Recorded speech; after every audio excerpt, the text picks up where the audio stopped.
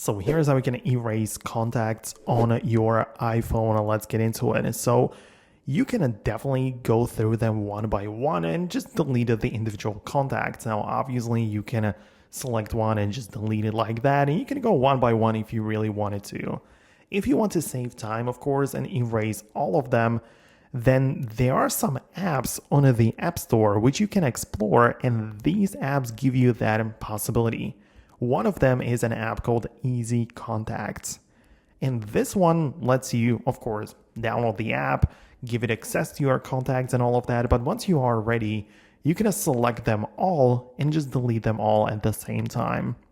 It is easier because you can do it multiple at a time instead of going one by one using the built-in Contacts app. And yeah, just good advice would be in such case, if you don't like the built-in Contacts app, you can explore those third-party options, perhaps for even some different reasons or purpose. So if you don't like the built-in one, feel free to explore the other ones. But yes, that's going to be about it from me. I honestly hope that I could help you with this problem. Let me know below in the comments how it went for you. Subscribe for more, and I'll catch you later.